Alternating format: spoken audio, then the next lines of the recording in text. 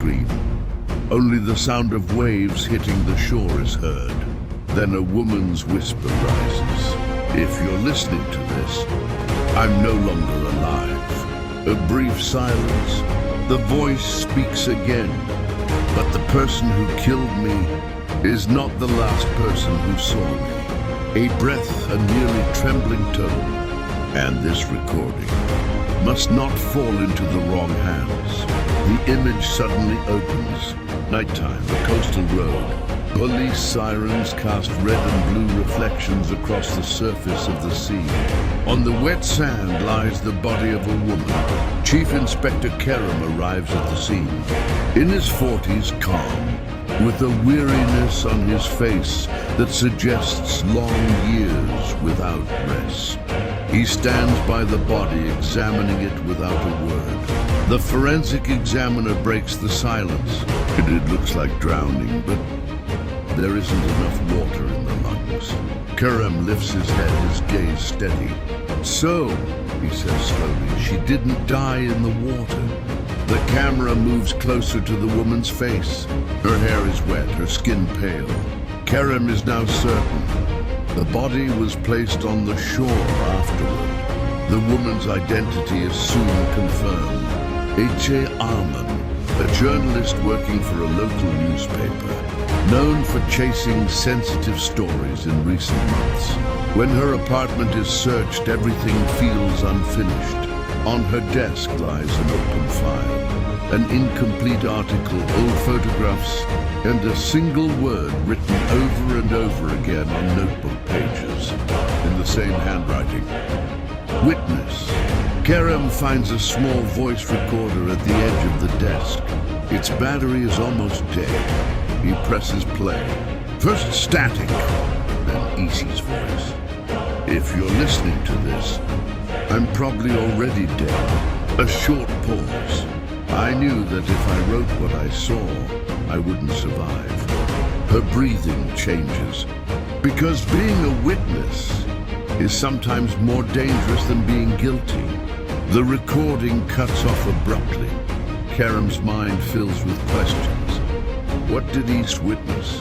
When the photographs are examined, it becomes clear that in her final weeks, Ichi had been following the same people again and again. They appear unrelated, yet they share one thing in common. All of them appear in stories Isi never managed to publish. Kerem notices another detail. One day before her death, Isi tried to come to the police station, but she turned back without saying which officer she wanted to see. The truth slowly begins to take shape. Ichi's fear was not death. What she truly feared was the truth falling into the wrong hands. Because that recording would expose not only a killer, but many people who have remained silent for years. Perhaps Issei did not die to reveal her murderer, but to protect a hidden witness. And Kerem now knows this. When everyone is a suspect, finding the innocent one is almost impossible. The truth is still out there, but it takes courage to listen to it. Night fell over the coastal town, and a deep silence reigned. The wind stirred the sea, yet even the waves sounded muted. In the darkness, something motionless lay at the shore. At first, it looked like a rock, but closer inspection revealed a body, a strange shadow from the sea. Hands clenched, face cold and lifeless. It was as if a secret had been left in the silence. No one understood at first. Then police sirens echoed, casting red and blue glimmers on the water. A whisper drifted away on the wind. This shouldn't be here. Commissioner Aras arrived, face marked by years of fatigue, eyes sharp and alert. In his 40s, calm and experienced, he sensed tonight was different. He stepped slowly, directing his light over the body. His gaze fell on the woman's face, not a stranger, yet unfamiliar. Daphne Kaya, a local investigative journalist. Many feared or resented her for uncovering dangerous secrets. No one had expected her here tonight. The forensic examiner approached, calm but unsettling. It looks like drowning. But there isn't enough water in the lungs. Aras froze, his eyes locked on the body. A moment passed, then he murmured, "So, she didn't drown in the water." A chill swept the shore. A killer's plan, or coincidence? The camera slowly closed on her face. Wet hair, pale lips, trembling expression, as if she wanted to tell someone her final moments. One thought dominated Aras. The body had been placed here afterward. Daphne's life had become a chain of secrets. Few might know something, but none dared speak. Aras scanned the area. No footprints, no hidden clues. Everything planned, meticulously executed. His gaze drifted to the sea. The waves seemed calm, yet something felt wrong. Daphne's death was no accident. A message, a warning, maybe a trap. Aras crouched, hands in pockets. He had seen many deaths, but this was different. Her expression told a quiet, disturbing story, not innocence, but fear and warning. He spoke softly to his colleague. The one who did this, leaving the body here, was meant as a message. The camera panned the distant shore. Light created shifting shadows, stones and seaweed, taking on mysterious textures. Daphne's life had been surrounded by secrets, danger and dark truths. But tonight, she was far from an ordinary victim. The body had been deliberately placed, leaving a calculated trail. Who? Why? For what purpose? Only clues could answer. Walking slowly along the shore, silence and wind delivered one message. This was no ordinary death. Every step, every detail, every hint from Daphne's life intensified the mystery. Aras was no longer just a detective. He was inside the puzzle, drawn deeper into the enigma with every glance and sound. From the outside, Daphne Kaya's house looked quiet and ordinary. But when Aras opened the door, the atmosphere inside was different.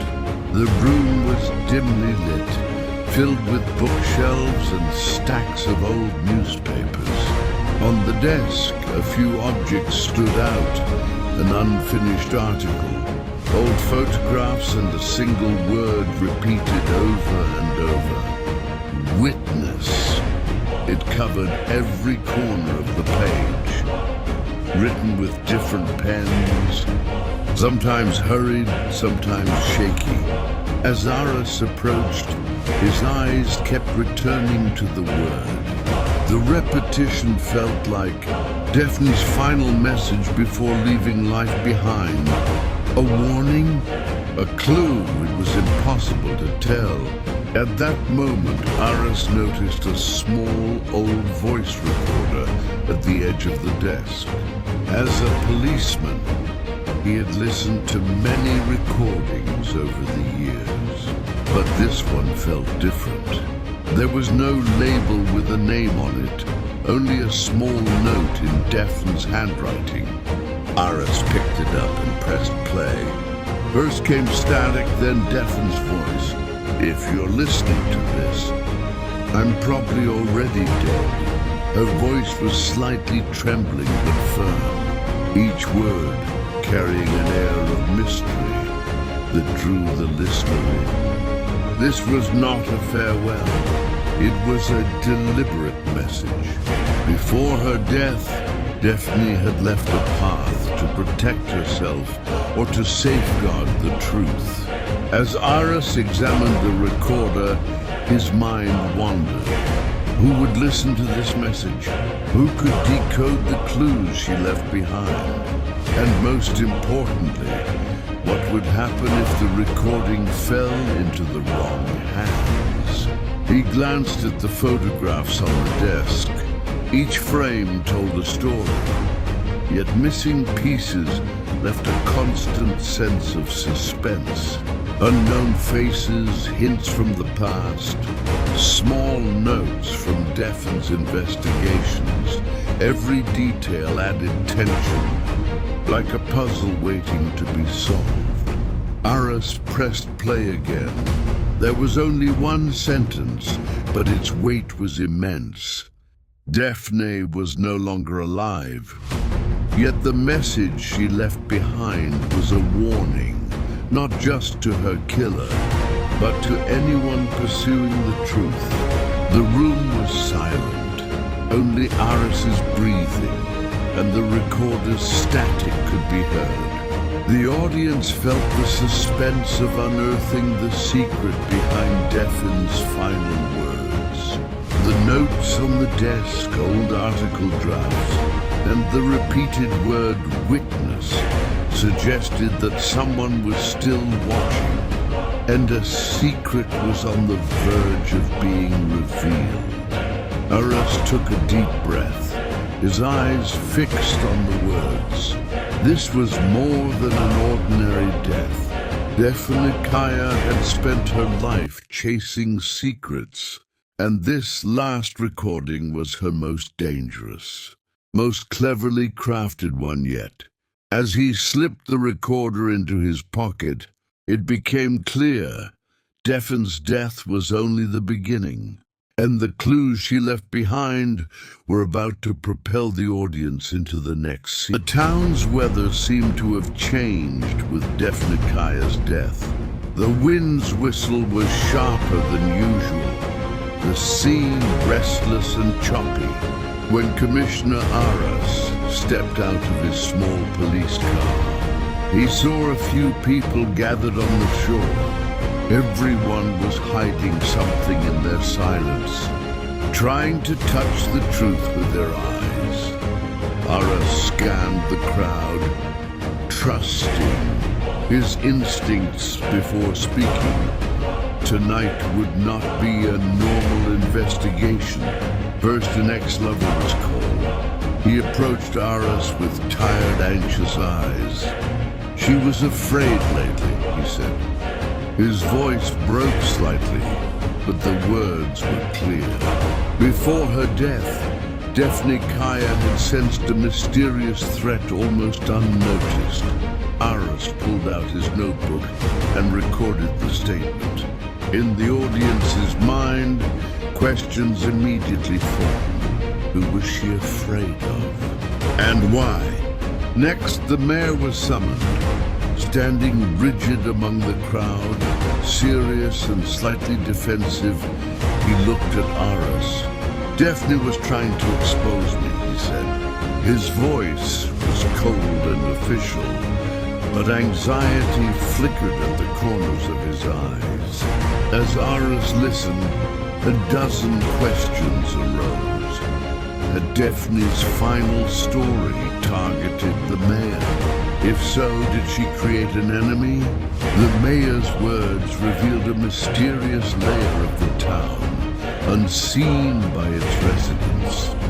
Finally, the fisherman was called. By the water, gloves in hand, his hands slightly trembling, he began recounting the night. There was a light on the shore that night, but no one noticed, he said, his eyes fixed on the darkness, as if expecting someone to be watching. Aras felt his tension rise with each word. The fisherman's story deepened the mystery. Then in a whisper, but someone didn't want to be seen. Aras tensed. The words pierced the silence, sparking intense curiosity. Who didn't want to be seen? Was the person on the shore or hidden in the shadows? Aris drew a deep breath, lost in thought. Beneath each statement, the repeated word witness grew in significance. He increasingly sensed that Daphne's death was no simple accident. The narrow streets, flickering lights, and the sea's distant roar trapped Aras in a quiet mystery. The ex-lover's fear, the mayor's defense, and the fisherman's whisper combined in the audience's mind to form a single question: who truly killed Daphne-Kaya, and who would decipher the clues she left behind? Aris had to solve this puzzle alone, but the audience knew. Tonight, the truth lay far beneath the surface of the town's order. The silence in Daphne-Kaya's house was nearly suffocating. It was as if every cabinet, every book, and every object were whispering their own secrets. As Aris walked through the room, he noticed that the small bookshelf next to the desk had been strangely displaced. When he reached out, a hidden compartment was revealed. The old wooden panels shifted slightly and a box emerged. Upon opening it, a small note caught his attention. The one who finds the first will be misled. The writing beneath it was shaky yet sharp. Aris paused, holding his breath. This wasn't just a warning. It was a threat, a clue, and a puzzle all at once.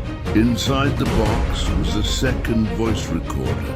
It was an old, small model with no visible label.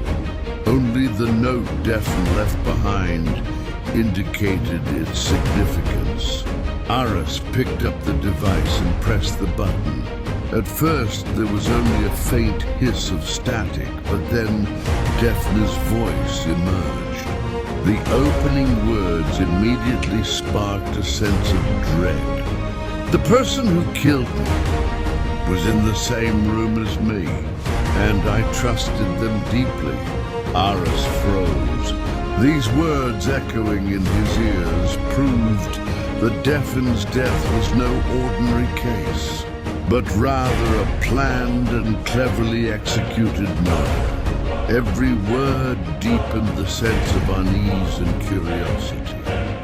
Who could it be? Who was there with Daphne? And why would someone close enough to earn her trust betray her? The room was suddenly plunged into a heavy silence. As Aris examined the device carefully, he realized that every detail, every breath, and every crackle of static carried new clues. He glanced at the old photographs and unfinished news reports on Daphne's desk. While not every frame held a mystery, this second recording had turned everything upside down.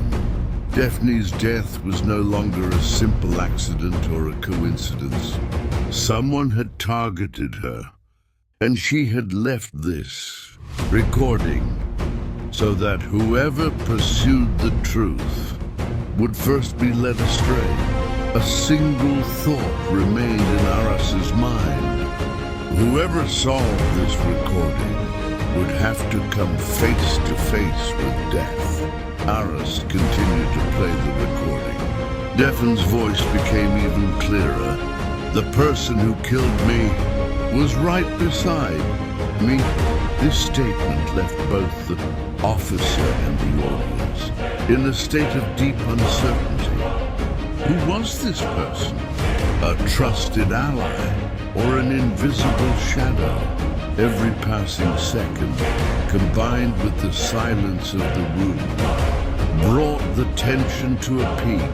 Daphne-Kaya had spent her life chasing secrets, but this second recording was her most dangerous and brilliantly planned move. Everything had been upended.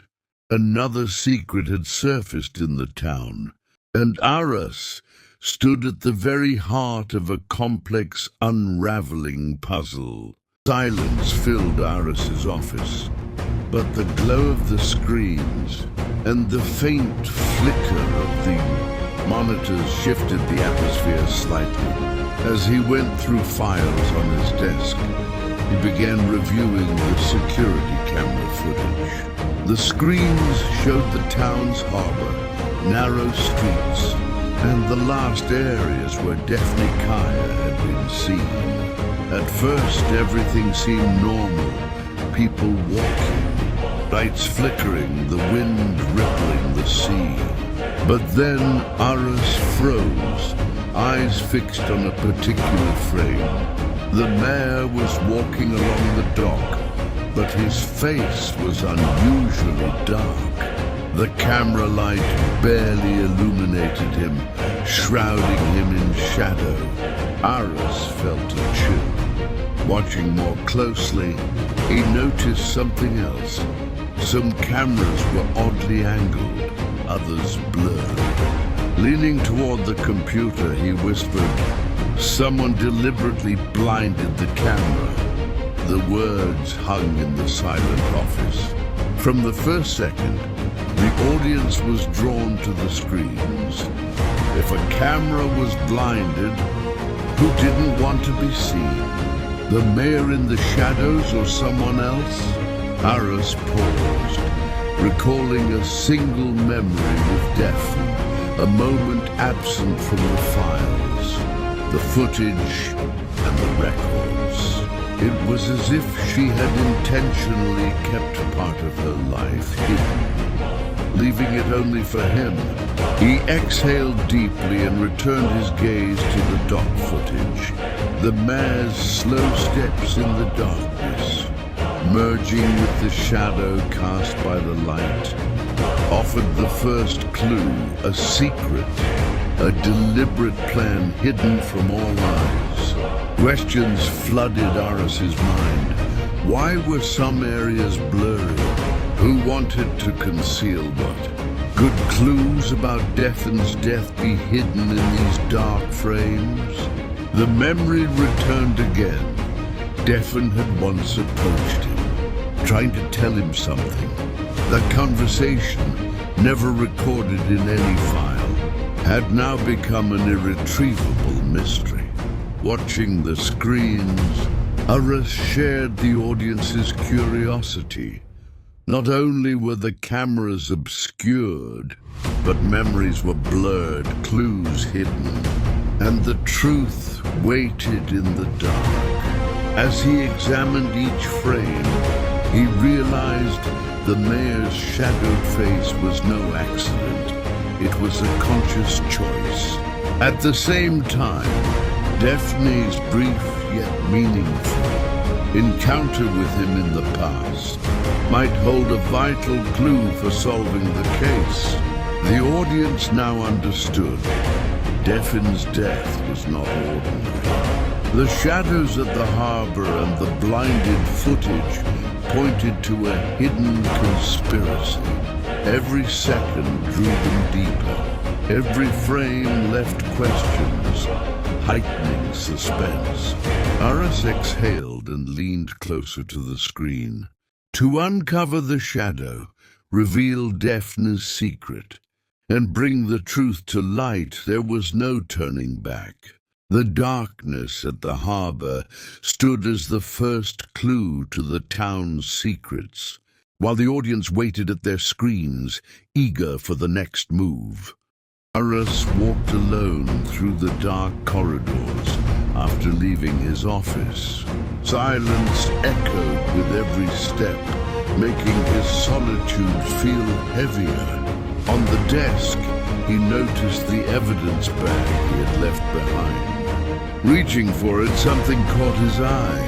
At the very bottom, among the other items, lay an old voice recorder, forgotten, hidden. Aras's hand trembled as he picked it up.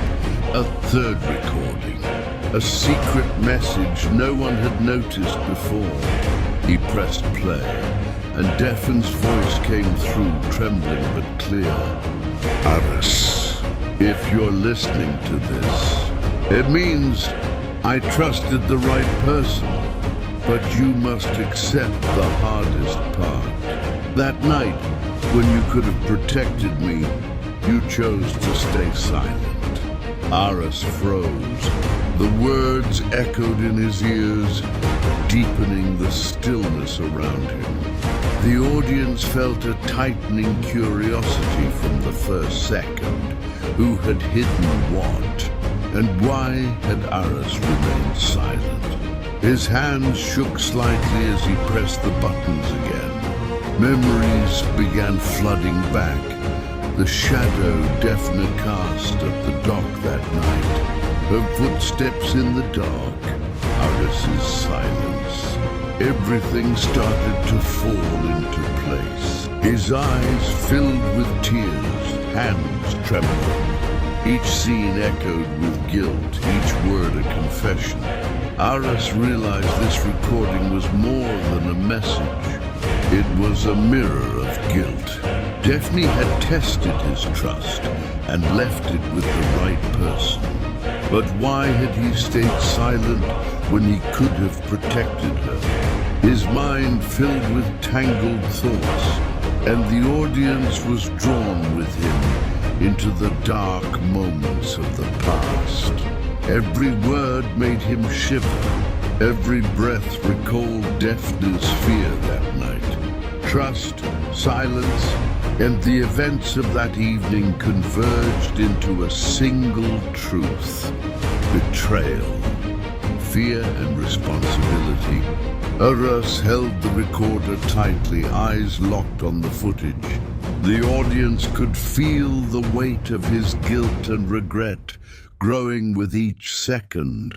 The corridor's silence, the recorder's faint static, and Daphne's trembling voice created a heavy, tense atmosphere. Aras held his breath, feeling the burden of memory on his shoulders. Now he had to confront the past, unravel the night's events, and understand the message Daphne had left behind. The audience followed his trembling hands and measured steps, eagerly anticipating the next revelation. Each second made the room's gloom heavier, heightening the desire to uncover the truth behind Daphne's final words. Aras took a deep breath and closed his eyes. It was time to face the past and the weight of his silence. That night, the secrets behind Daphne's life and Aras's quiet choice were about to be revealed through a single recording. Aras stepped to the edge of the shore. The waves filled the night. The wind brushed against his shoulders, and the moonlight trembled across the dark water. His eyes fixed on the depths of the sea as he whispered silently, "I didn't kill her, but I let her die." The words hung in the air, the weight of conscience pressing on his shoulders. He felt his hands tremble. His eyes held guilt, regret, and an unspoken responsibility. From the first second, the audience held their breath. Aras's confession revealed both the mystery of Daphne's death and his inner struggle. Shadows of the past, silent footsteps on the shore, and Daphne's helpless gaze returned vividly in his mind. That night he had remained silent, choosing not to act when he could have protected her. Every memory, every recollection bound him in guilt, heightening the tension for the audience. Aras took a deep breath, clutching the recorder tightly. The screen began to fade. From behind, a woman's voice was heard one final time. "Being a witness is not enough. You must speak the truth." The words shook the night. Silence became a warning. Aras realized that revealing the truth was no longer a choice. It was a necessity. Witnessing alone was not enough. He had to face the shadows of the past and turn Defin's message into reality. At that moment, Aras made his decision. He would break his silence, uncover the hidden truths of the town, and complete Defin's story. He slipped the recorder into his pocket and took a step at the water's edge. The waves rose. The wind howled through the night, but Aras's resolve did not waver. The camera slowly panned up, leaving Aras as a lone but determined silhouette at the shore. He had faced the past. He would no longer remain silent. The audience felt both the resolved tension and the promise of a new beginning. Defin's message lived on beyond mere witnessing. As a truth embedded in the viewers' minds, silence fell, now heavy not with fear, but with the weight of truth. Aras's single words, merging with the waves, filled the night. I will tell the truth. Daphne, I promise. The screen went completely dark. The story ended, leaving the audience with an unforgettable blend of suspense, guilt, and courage.